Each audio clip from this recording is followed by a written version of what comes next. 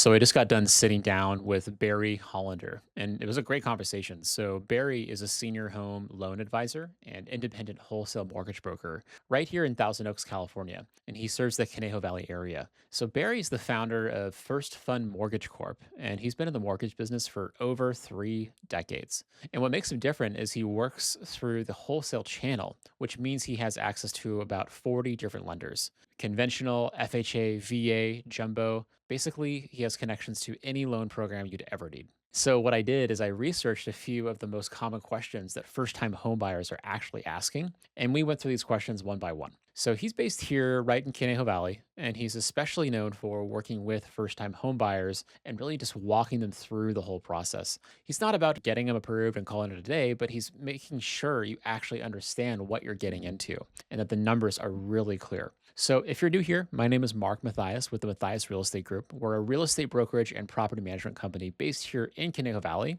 And if you enjoy content that helps you make smarter real estate decisions, you've definitely come to the right place because that's all we do. So, if that's of interest to you, hit the like and subscribe button. In doing that, you're immensely helping a local business. All right, I think you're going to enjoy this one. Let's get right into it. Hey, Barry, thanks for hopping on. Hey, good to be here. Yes, we're so excited to have you. So today we're going to be talking about housing affordability. This is going to be a Q&A session with you, who is a mortgage broker here in Conejo Valley. And we're just going to be asking some questions from a first-time home buyer's perspective, just some basic questions on how they should be thinking about affordability from a new home buyer's perspective. So before we get into all of that, Barry, I just wanted to let you take a moment to introduce yourself and tell us what you do. Well, thanks again. I'm an independent wholesale mortgage broker. I work through the wholesale channel. I work with about 40 different lenders. We do conventional, Govy, non-QM. We have all types of loan programs. We do jumbo. We just do a lot of it all. So I've been in the business for a long time, and I love working with all types of clients, but particularly first time buyers. Love educating them on the process of home buying and what's involved, and covering everything from interest rates to costs and fees and qualifications and going over different programs. So that's kind of it in a nutshell. Thank you. So the first, I think, core question that we get a lot from buyers is just a very common question is, especially in Conejo Valley, the median home price is around about like $1 million to 1.1 million. And Thousand Oaks, for example, you can rent a pretty spacious 3 bed, 2 bath for as low as 5K per month, of course, plus utilities and fees. But in a scenario like that, I think a savvy home is going to know pretty quickly that renting is quite a bit cheaper than owning a like kind of property, that 3 bed, 2 bath, single family home. So if assuming that renting is typically just going to be cheaper month to month, why would anyone buy right now? What am I actually getting with that extra money? So, a great question. And when you think about it, not necessarily that much cheaper because there's other factors and variables you have to take in consideration. Even though the gross expenses, let's say $5,000 a month, if you bought $1 million home and you were to put, let's say, 10% down on a property, you're probably looking at about $5,970 in mortgage payment. So $6,000 in mortgage payment. You have taxes, you have insurance, you have that. It could be anywhere from $7,000 to $7,500 a month. But what you don't get with renting, Mark, is you don't get the tax deduction from the benefit of the interest payment, which offsets, and the property taxes that you get to deduct for your payment. You are paying more monthly for home ownership, but you're getting a tax benefit. So you would, if you're a W-2 employee or any expenses, you can offset your withholdings so you get more money. So it kind of compensates for that. The other thing is that you don't get with renting is you don't get the stability of the control of the property, right? As a tenant, you're the tenant. There's only certain upgrades maybe you can do to the property. You need permission. Rents do go up. You're not necessarily locked into that payment, where if you got a fixed rate loan, you know your mortgage is fixed. Now, taxes, insurance, that stuff can go up over time, but we look at each situation. If you're paying $5,000 a month rent versus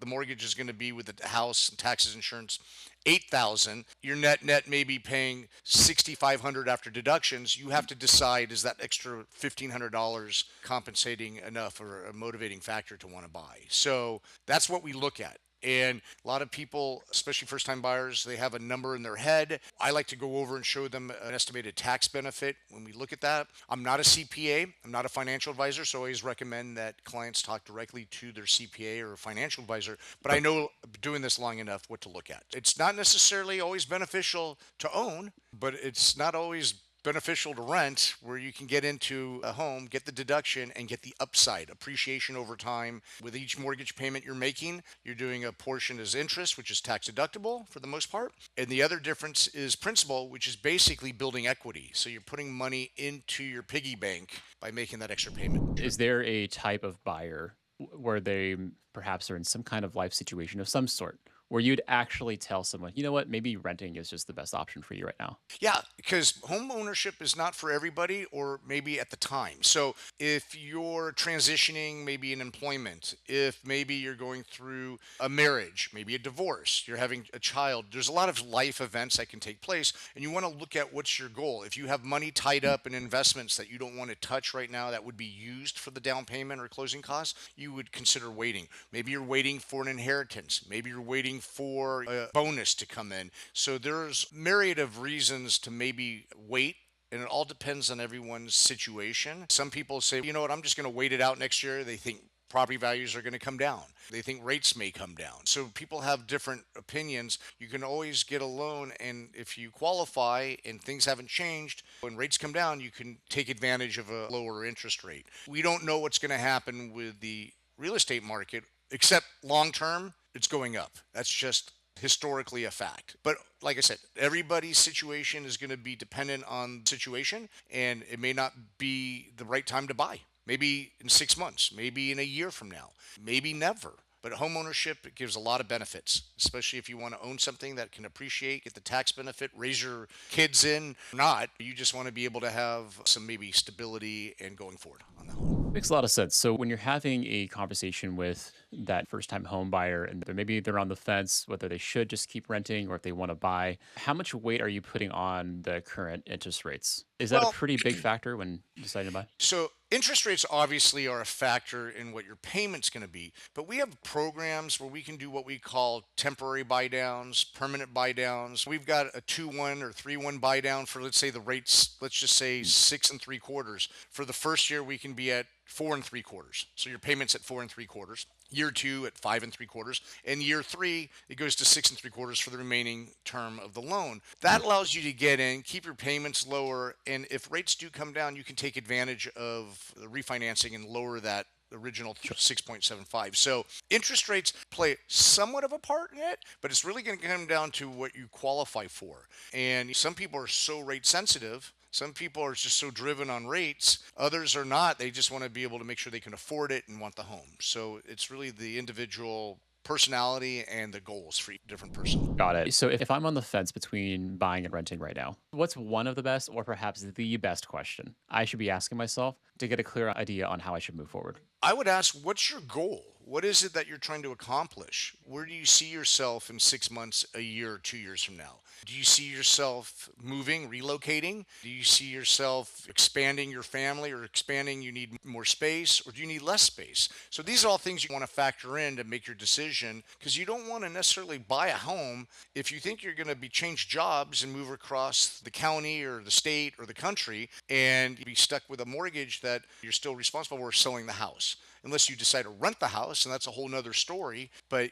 so yeah, I would have that conversation with each client. What is your goal? What are you trying to accomplish and hope for? Because that's going to decide a lot of things. Some people definitely want to get into home ownership. They want to take advantage of it. Others are like, they're okay renting. And that's okay too. I don't judge on that, but it's just over time, renting isn't going to give you a financial boost like home ownership does. So many people, they have that car payment, they have student loans, they have credit card balances. All those add up to so much more than the actual mortgage payment. How much debt is too much in the bank size? If you're underwriting, trying to figure out how much someone can afford, is it okay to have a little bit of debt when they're trying to get pre-approved for a loan? So great question. So debt is subjective, because you could have $1 million in debt and be well qualified based on your income and all that. So lenders don't determine if you qualify by how much overall debt you have. They qualify you by how much overall debt you have, and does that impact your debt ratios in terms of qualifying. So there's guidelines for ratios. So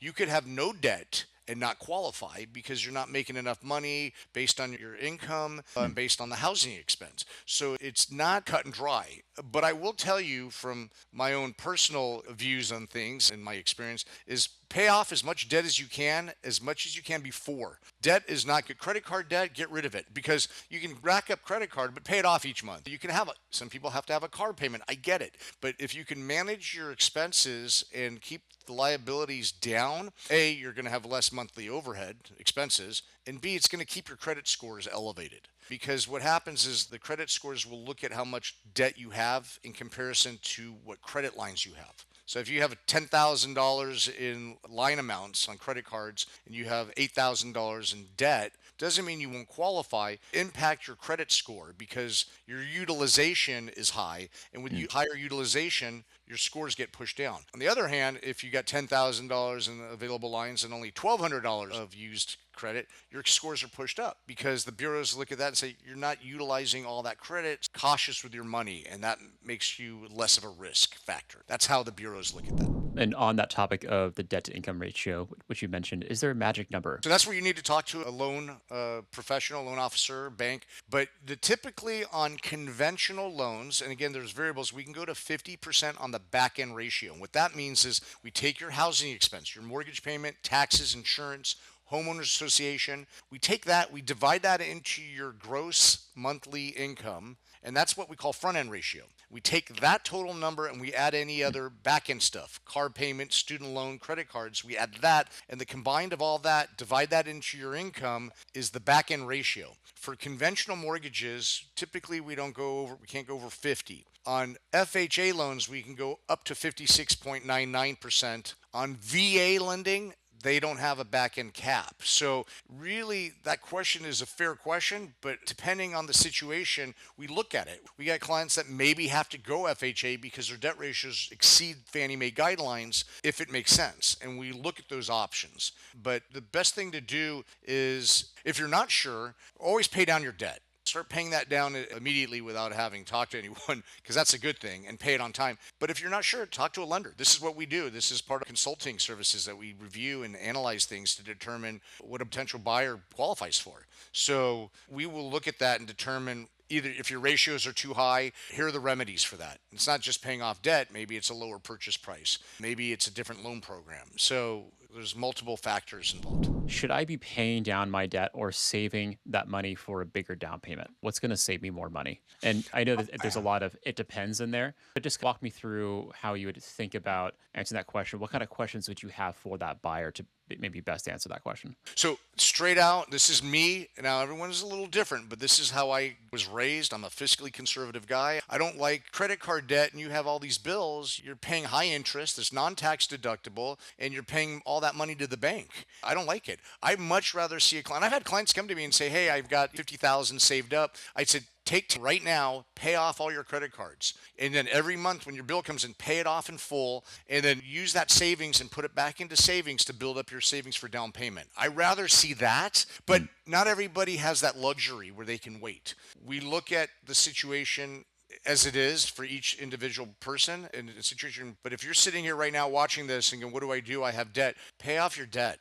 Because you can buy a home and go as little as 3.5%, 10%, or 20% down. You can buy a property with 5% going conventional. There's a lot of options, so you don't necessarily need to save up all that money. And with mortgage insurance premiums coming down on conventional and interest rates aren't that much worse, or they could be even a little lower on a higher loan to value, there's some benefits. So from a strategic financial standpoint, I like minimal debt. There's got to be necessary debt. I get it. We all use it. I use my credit cards each month, but I pay them off. I may not be going on vacation this month because I want to use that money to pay off what I had to pay for a repair on a refrigerator or something, right? Life is a balance, and you want to make sure that you do things that are smart and fiscally responsible, and also at the same time enjoy life too. So I would say a little balance. A lot of people around the Conejo Valley area are self-employed, like yourself and myself, and they're typically on 1099s. They're business owners, contractors, commission-based professionals. So is it harder for people like us to get approved for a loan? And what do we need to have ready for when we're going through that pre-approval process from that 1099 perspective? Okay. So you get self-employed does not necessarily mean you're 1099. You can be self-employed and own a corporation, be part of a partnership. But Mm. your point is taken where 1099 is usually issued as maybe a salesperson or an independent contractor. If you own your business and you have set up a corporation, you could be a Schedule C where Mm. you don't get 1099. You run money through your on your 1040, your Schedule C. If you don't qualify for your basic tax return, that's okay. We got great programs where we use bank statements. We do have 1099 programs where we can just take the 1099 and utilize that. The bank statement program is great because we can take your deposits over 12 months, 24 months, it all depends, but 12 months is typical from your personal, add them up and give you that income. Business, depending on your ownership percentage, we can take the total deposits based on your expense factor, give you that income, and you can well qualify. So being self-employed isn't going to limit you. Yeah, there's just a lot of new programs. We call them non-QM, non-qualified mortgages.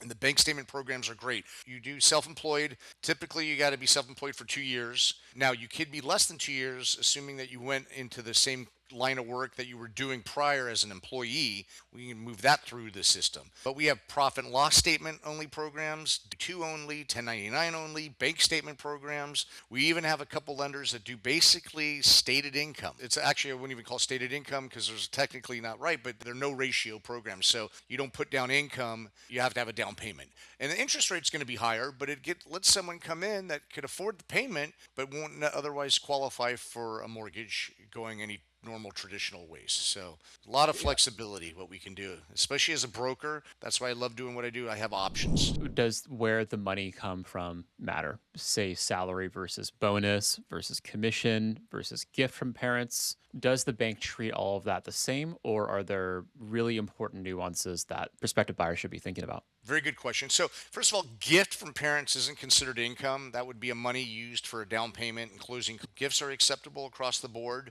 The bonus versus commission and even overtime. So, on a conventional mortgage and even FHA and all that, they want to see typically a 2 year history. We can do 18-month history, but they want to see a history of receiving overtime or bonuses. So, if you're on a job and all of a sudden this month you got a bonus of $10,000, we can't use that $10,000 as income. You can use that $10,000 for your down payment, but it's Mm. not going to be qualifiable income. So if you have a hit of receiving bonuses, we would look at an atom and look at the average. Same thing with commissions. We want to see a 2 year history of commissions. For the most part, like I said, we can do a little less. And then overtime, same thing. Overtime. So it shows the underwriters want to see that there's some consistency. It wasn't just a short-term one-time event and then use that to apply to qualify for the loans. And a lot of times we get clients that they have bonuses or overtime, but their salary income is more than sufficient to qualify for the loan for the purchase they want. We don't even need to include commission or overtime income or bonuses if we don't need it. That's reviewed and looked at. So a lot of times what I'll do, Mark, is the client will put down their application that they get bonuses or overtime, whatever that is, and I'll look at the pay stubs to see it on there. Then I'm going to want either the previous 2 year, I'm going to want the year-end pay stub for the prior year and the year before that because it'll be itemized on their pay stub and it'll show the bonuses and pay stubs. So when I go into underwriting at the time the buyer goes under contract and we go into the underwriter has that information and they're not conditioning for it or they condition for it and we don't have enough bonus income and then all of a sudden the loan isn't good because it's not enough income. So that's part of the job of getting pre-approved and making sure that stuff is reviewed and done pre-underwritten per se up front. So important to really get pre-approved. A lot of people don't have any complicated situations and it's easier. So, but others you want to make Yeah. sure that there's no surprises, especially when you're really tight on back end ratios. We want to make sure that we utilize all the potential income. One last question before we wrap it up, and this is a question on down payments because I know that this is on the mind of a lot of first-time home buyers.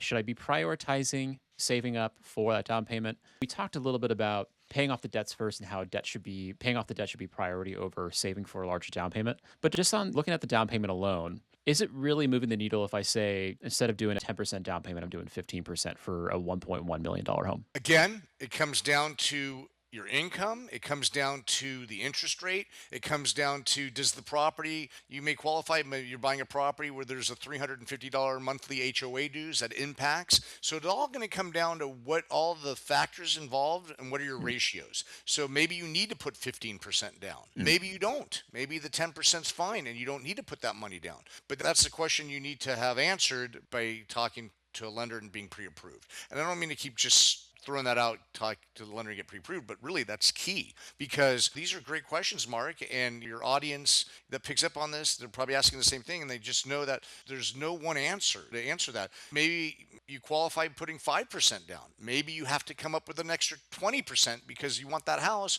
and nothing else works based on a lower interest rate, based on the cost of the property, based on where we're at, your income. That's how we structure deals to see where we're at, to make sure that we meet the guidelines on debt ratios and that it's going to move through underwriting. The one thing you don't want to have happen is the lender say, "Oh yeah, you're good for 15%," and then it gets in front of the underwriter's hand and they look at it and say, "Your debt ratios are too high. You don't qualify because of this and because of that and blah blah blah blah." And no, you don't get your loan. So then now you're going back and scrambling to get more money down or buying down the interest rate or whatever that is. So that's, and I'm a little OCD, Mark. So I want to make sure that every client I talk to, I look at that and review that situation before we ever go under contract and that because I don't want any surprises. I've been doing it too long. In the old days, we'd get a loan and then they submit the loan, let the underwriter approve it or deny it. It doesn't happen anymore like that. I'm the one that's going to go in and make sure that you're good. I'm not final approval, but I'll tell you what, I've had many loans where the underwriter comes back and is conditioning for something or says our ratios aren't in line and all that. And I'll go back and challenge them and explain to them, here's why it's right. And then the underwriter will go, thank you very much. You're right. That's why it's so imperative. Sit down and talk to a lender, and the lender will work well with you and your realtor and make sure that the whole process can be put together properly because it's not just the loan, it's the negotiation of the purchase. It's the way you handle that purchase and what you're offering, and managing that process is key as well. If I'm a home buyer and I'm thinking really seriously about buying a new home, what's the first step that you recommend they take? Call me. Call me for no obligation, no hassle, no sales call conversation. I've been in this business a long time, Mark. I've closed thousands of mortgages. I've never once sold one. I consult, I advise, I'll recommend, I'll suggest, I'll give you my opinion even if you don't ask for it. And then you know what to do. Maybe it makes complete sense to buy. Maybe it makes no sense to buy. Maybe it makes sense to wait. Everything we talked about. Maybe you need more down payment. Maybe you need to wait to get a gift. Maybe you're waiting for your pay raise. There's a lot, so many things that we have to discuss and factor in so you can, because when you're buying a home, it is your single biggest, for the most part, investment. And buying a home, you want the right loan and you want the right people involved to help you through that process. It's stressful.